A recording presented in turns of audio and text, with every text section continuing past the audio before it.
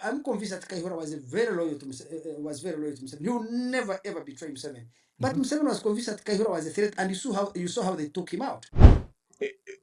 Because me, the idea that somehow she could independently work and accumulate this power without the state enabling it.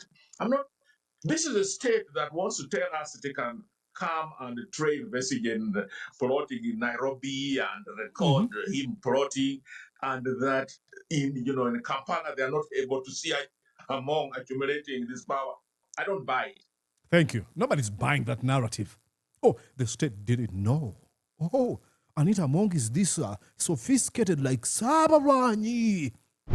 Nobody's buying that. Andrew Mwenda, take away that crap. If this is how you can trust, if this is how, he did this to Amama, he did this to Kaihura, as you have said, he's done it to Among. What does that actually say about him? I'll tell you this, okay? Look, ekyokusooka ali isolated, ali yekka tamanyi kigenda mu maaso. Ekyokubiri alina akatengo. Ate ekyokusatu wano mukiwulirize kinona he is more ruthless than ever. You're watching Mordecai Marissa Live Political Commentary.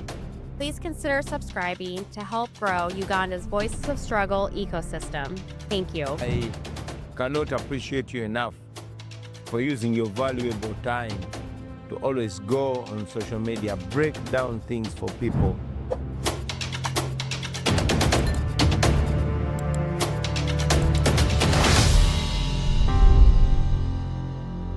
And yes, indeed, broadcasting to you from these United States of America. Good morning, good afternoon, and good evening from wherever you're watching me and at whatever time you might enjoy this conversation. My name is Mordecai Murisa, and you're welcome to, you guessed that right once again, Mordecai Murisa Live. Are you ready, ladies and gentlemen? Ready for this again? I think let's do this. Ready? Watch here.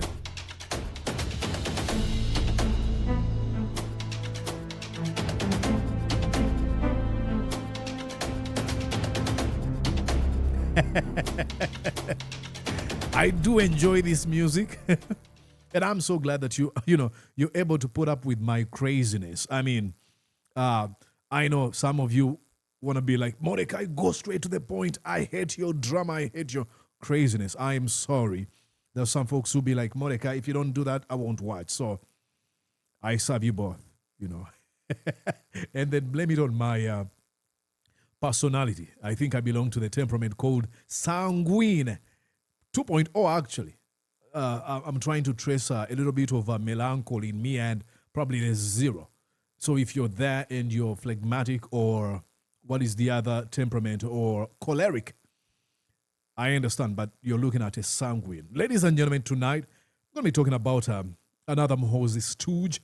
I think Muhoozi stooge number 1, and that is Andrew Mwenda, the man who betrayed the principles, the values he once stood on.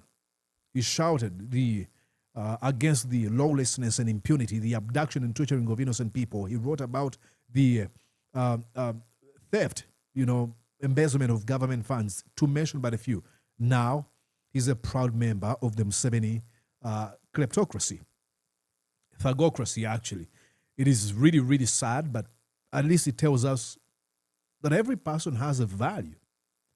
And when they brought a price to his head, he's like, okay, I think that's my worth. It is really sad. And it tells us, it gives us an opportunity to show other people that, hey, in a world full of Andrew Mwenda, please be the Frank Pausimbi. Probably walk away if there's any. I'm not trying to say that, there was a situation where it was going to be compromised. At least if you want, instead of destroying your legacy, walk away and do some other stuff. Anyways, ladies and gentlemen, so Andrew Mwenda, is a unique character among the most despicable human beings of what he's become. he's been selling this narrative. And the first narrative really died because nobody bought that narrative. Oh, we are going against Anita Among because of corruption. And then people are like, come on. When are you going after those thieves that stole the iron sheets? When are you going after Muhanga, who sold goats to buy piece of land worth of how many billions? 2 billion shillings. When are you going after all these Sam Kahamba Kutesa? So nobody's buying that narrative. So now Andrew Mwenda has been peddling this really fake narrative that, Anita Among was secretly planning to take over the government of Museveni. Now, I'm not denying that. It's not that she was planning, but that's not the major reason. The major reason is pretty much to send a signal. Museveni is doing Muhoozi's bidding to send a signal to everyone that would like to sort of challenge Muhoozi Kainerugaba. They're trying to say, this is what we're going to do. They know. I mean, these folks have boasted, and this is the argument of Onyango-Obbo. These folks have always boasted about the sophisticated intelligence network of the Museveni criminal regime, that they're able to detect every political threat before it fully emerges. That's what they've told us, that to the extent that they were able to detect and abduct Dr. Kizza Besigye from Kenya. They knew, he's a threat.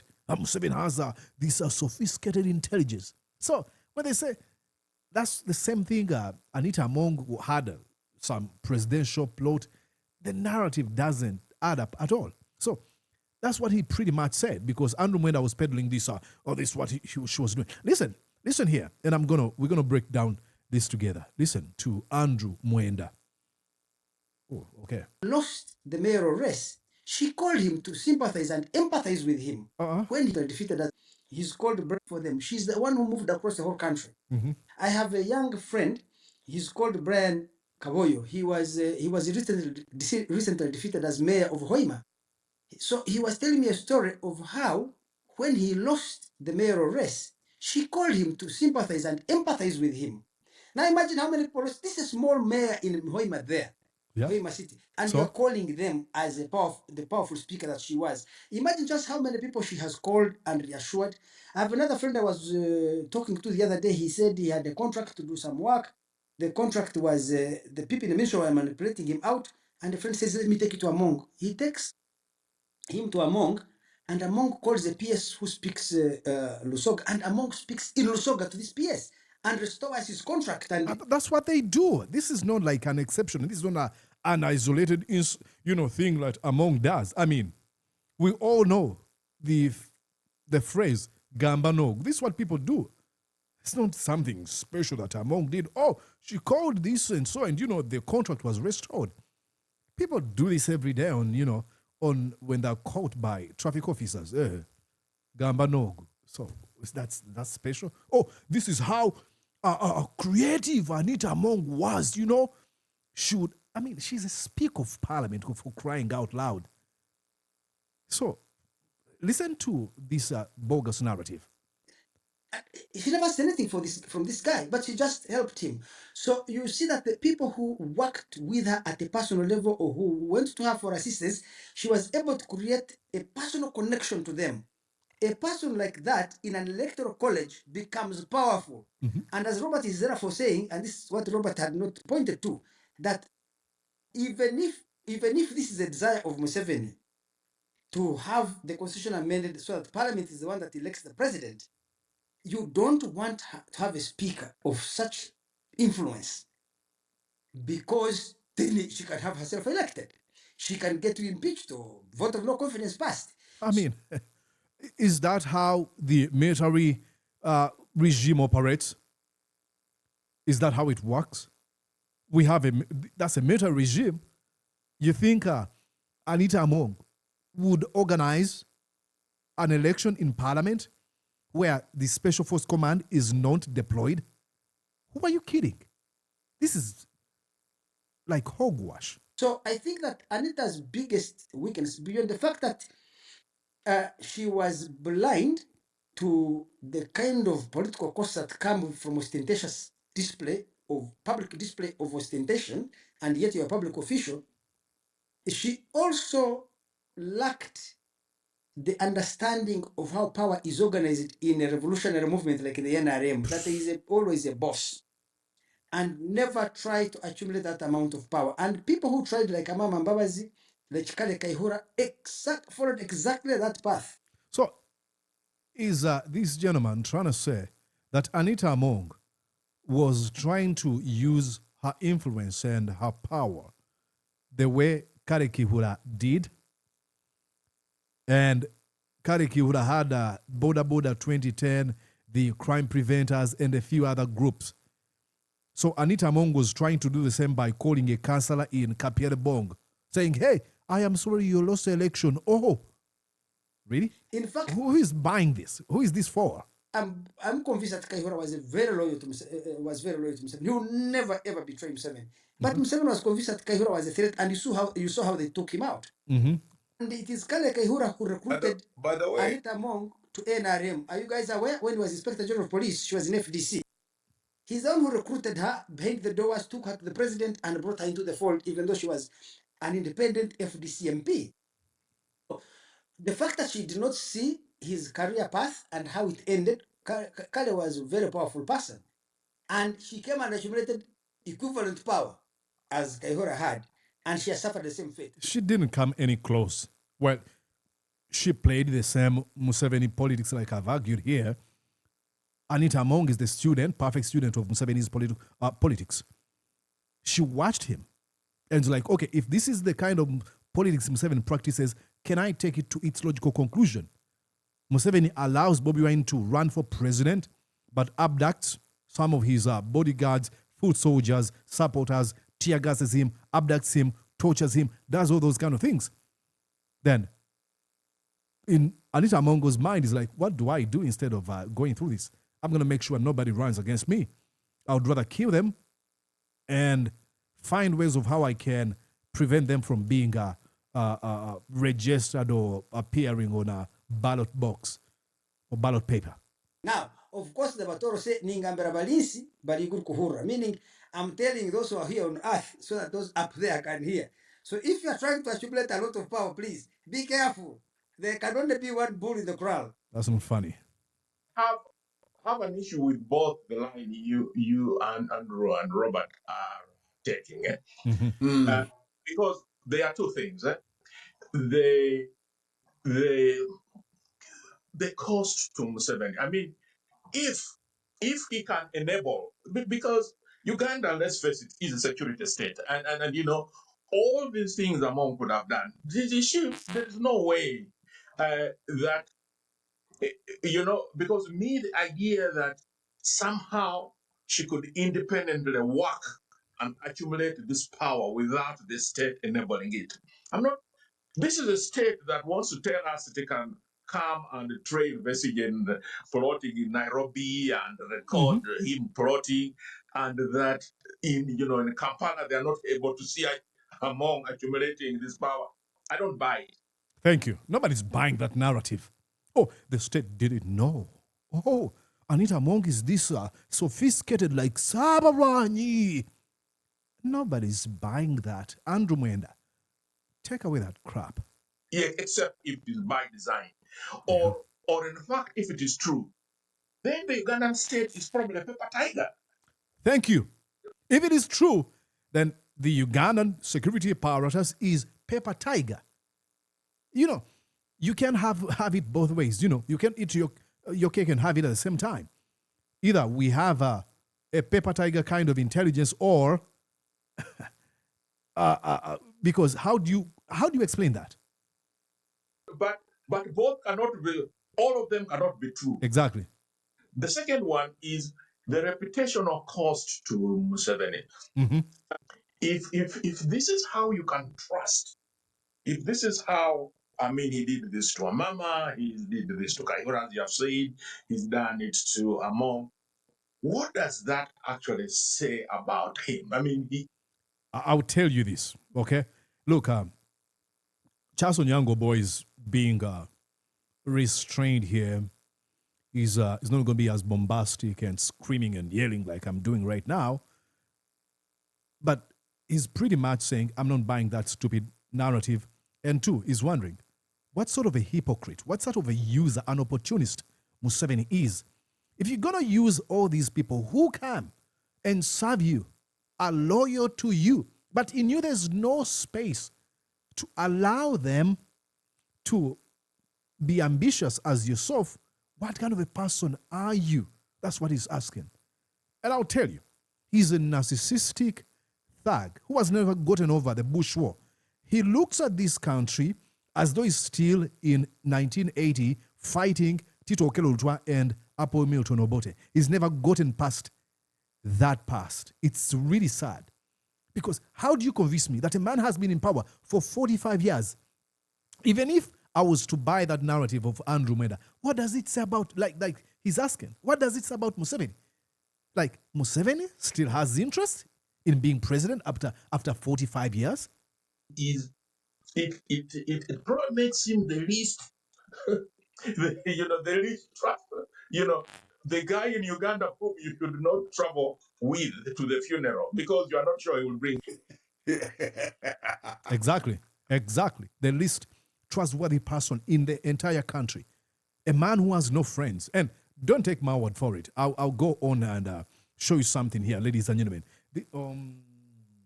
This is when Winnie Byanyima was telling us about Museveni. Listen to how he defines Museveni because she really listen here. Let me tell you, there are three things about him. She knows him. He is isolated. Isolated. Ekyo baba kigamba batya. Aliyeka. Omanyi kubanga yafuuka dictator. Nakyemalira. Kakati abantu bonna bamutya. So ye aliyeka tamanyi kigenda mu maaso. Exactly. Ali awo ali isolated. Ekyokubiri, he is paranoid. He's paranoid. That's why. Everything. Maybe somebody told him he's extremely paranoid. Remember when he said he was telling a brazen lie, shamelessly said that Mwanga Chivumbi was organizing terrorists, that, they had pangas, that they went to the polling station and they were attacking people. Every evil act committed on that day was committed at Muhammad Mwanga Chivumbi's home. But because he's paranoid, he's susceptible to accepting lies. Like you can tell him anything. He's like, oh, somebody wants to kill you. He's going to give orders, go and kill that person before they come after me. Even when that is a complete lie. He's paranoid, extremely afraid. Paranoid. Oba ekyo kigambe ntya nalukoola. Ayina kaki? Nti akasunguira. No. Okutiitira. Nalukoola vunula kako kaki? Musajja wa kasunguyira ebimunyiiza biba tebiriimu n'akatono ennyo kamunyiiza. Ali awa Ayina n'akatengo. Kutya, yeah. Kyekyo kyennyini ayina akatengo. Kyekyo. Ekyo kyakubiri. Ekyokusooka ali isolated, ali yekka tamanyi kigenda mu maaso. Kyokubiri ayina akatengo.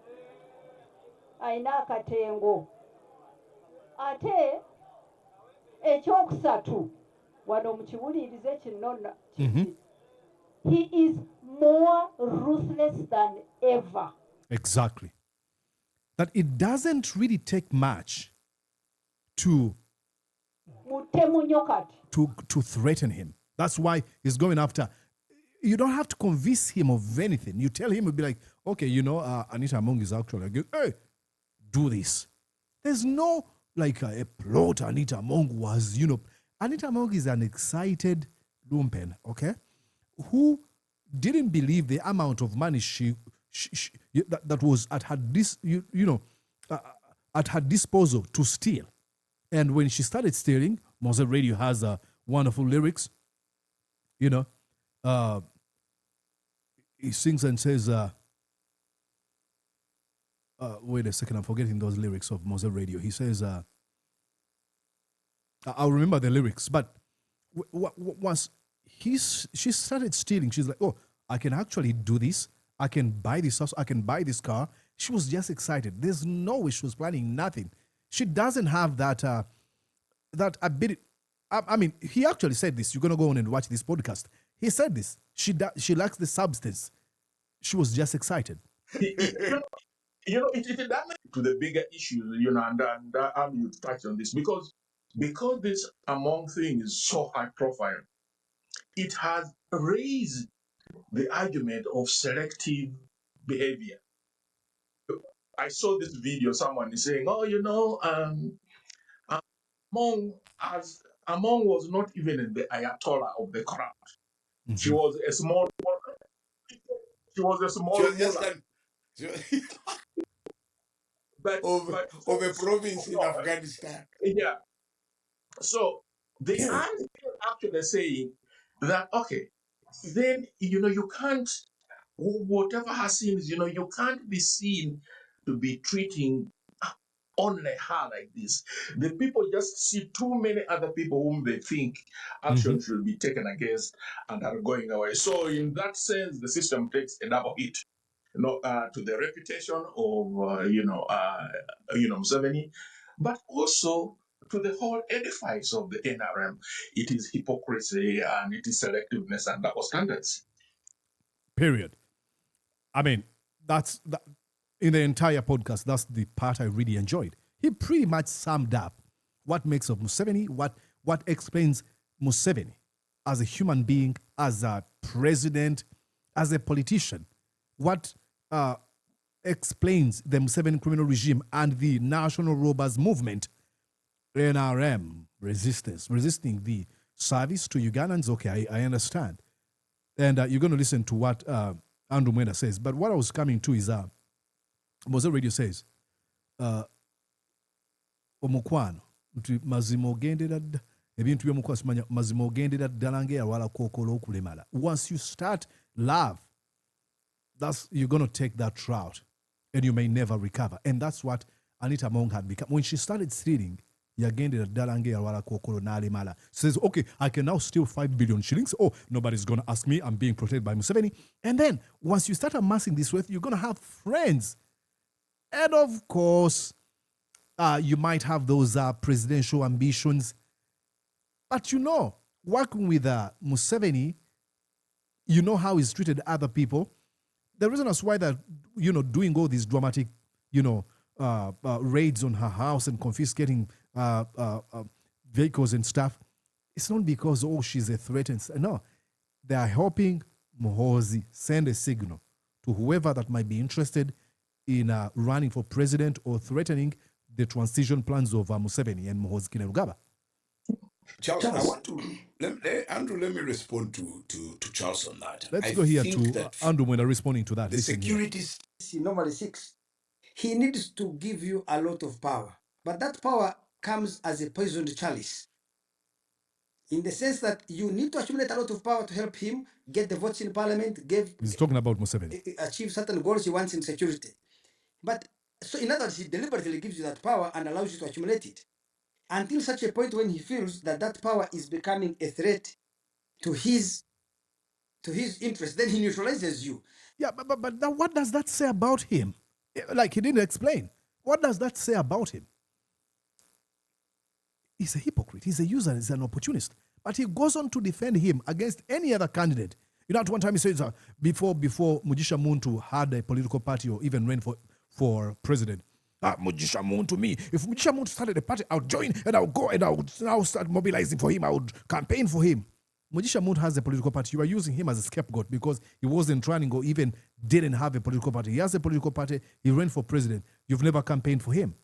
So what does this say about Andrew Mwenda? If he continues to define Museveni as this ruthless guy who lends you power that is poisonous, and the moment you threaten him, it doesn't even matter how loyal you have been to him. He's going to betray you and use a hammer to kill you, a mosquito. What kind of a leader is that one? Is that the one you serve, Andrew Mwenda? Does that make you feel proud? Oh, Museveni? Sabaranyi. Now, that doesn't take away that Anita Among might have been ambitious, but excitedly ambitious. It wasn't going to morph into anything substantial. Absolutely not. Zero charisma, zero nothing. Actually, he even admits in this podcast, says, oh, Anita Among was only strong in electoral colleges, not in the entire country. He doesn't have what it takes. But when was being a charismatic leader or having substance being a part of the qualities you should have to be a member of the NRM? You just have to simp, bow down to Museveni, and be ready to do his dirty bidding. Sad. But as I end this conversation, the only focus I wanted you to look at was the submission of Charles Onyango-Obbo. You can go on and watch the entire thing on the Bad Natives podcast. But there's something I don't understand. What has become of our people, our country? We discuss, we engage in these political conversations in disregard of the state of our nation. Like, Andrew Mwenda has this conversation about Muhoozi, Museveni. He always, Muhoozi, Museveni, and talks about how shrewd Muhoozi is and how Museveni is a revolutionary and stuff like that. Like, he's completely detached from the reality that the welfare of a kid in Kapyarabong is not part of his concern. That the theft that we have seen committed that has led to poverty and unemployment is not his concern. He's extremely comfortable, and this is what really breaks so many people that used to hold him in high regard, breaks their heart. How does a man completely make a 180? He's a shadow of his former self. Like, you cannot recognize the Andrew Mwenda of 10 years ago or even 15 years ago. And I think at one time Bobi Wine actually called him out. He's like, Andrew Mwenda, the world goes beyond politicians. The world, Uganda goes beyond names of Njisha Muntu, of Besigye, names of Mordecai Morisa or Muhoozi Kainerugaba. Can we go beyond that? Let's go now. Let me show you this as a parting shot, okay? Away from voting. If you guys in the opposition who do not understand that you're alienating the vast majority of Ugandans like me from the ballot box because of your extremism, because of your fanaticism, because of your intolerance. He throws around all these big words, fanaticism or intolerance, extremism. What do you mean? You are a defender of a man who abducts people, tortures them, and gloats in this about the same on social media. What do you mean by the opposition is extremism, intolerance, fanaticism? What do you mean? You are a defender of Muhoozi Kainerugaba, but you blame the opposition? Politics of intolerance. I can tell you, Andrew Mwenda, will campaign for Museveni in order to stop radical extremists from capturing. That one, we shall join Museveni to fight you first. Once we have sorted you out, then we can come and sort Museveni himself out. Mr. Andrew. Waxing lyrical, being verbose over nothing, empty talk with a lot of big words, like zero substance in his form.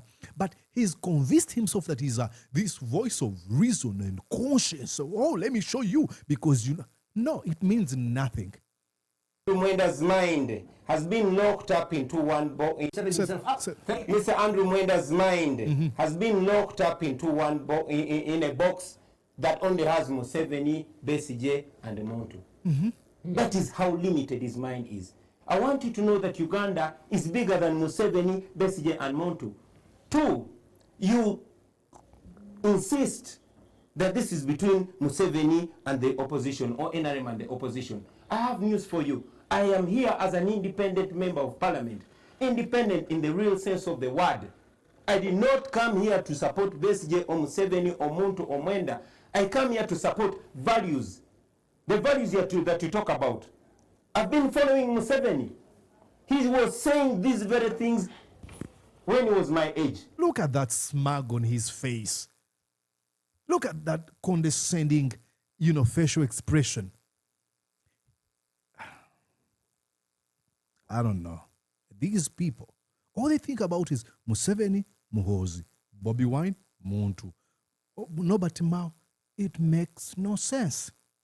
The name Bobi Wine, the name Museveni, the name Mordecai Morisa or Andrew Mwenda doesn't save young girls in Amdad who are dropping out of school because they do not have sanitary pads.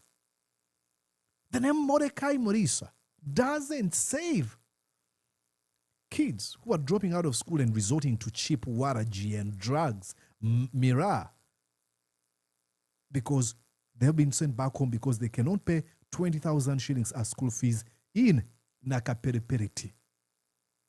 It's not about names. They mean nothing.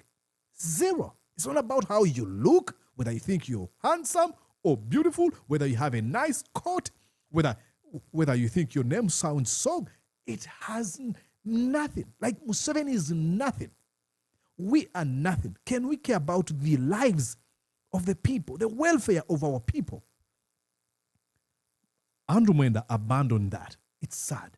When he was your age, you know history. You've seen him changing, telling one lie after the other. You are still talking about values, and you still even keep him among the leaders. So, one, Mr. Mwenda, I want you to know that Uganda is bigger than what you know. I love this. Inject this in my vein. Exactly. Uganda is bigger than Mordecai Morisa. Yes, this world is bigger than my name. Okay? Uganda. And something happened. Again, probably because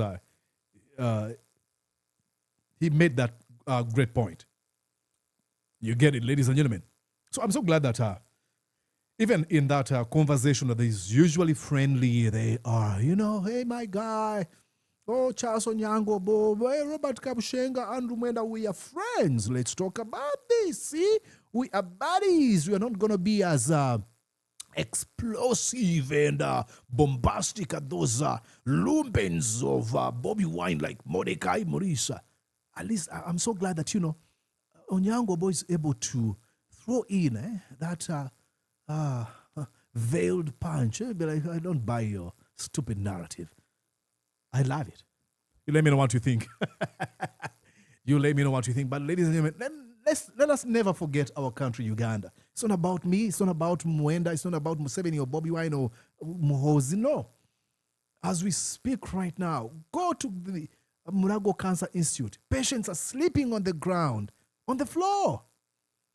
Go to the emergency or intensive care units in those so-called referral hospitals. Go to, go there and look at how they are right now, today. Just do it. And then you realize it has nothing to do with Museveni. It's not about Museveni, the name. It's about service delivery. It's about holding folks to account, those that have stolen, plundered our country. That's all about. It's about respecting human rights. Go and visit torture chambers where our brothers' limbs are broken, maimed. Many of them cannot even walk. Many of them have been disappeared, never to be seen again. That's what it's all about. It's not about Morisa. It's not about me. I am nothing. But respect of human rights is everything.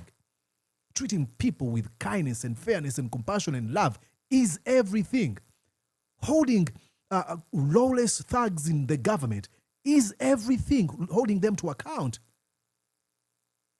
That is everything. It's not about those names. With that said, I think I've screamed a lot. I'm sorry. But I appreciate you that you provide a space for me in your lives to scream. I know. If you watch this conversation up to how many minutes now? More than 30 minutes.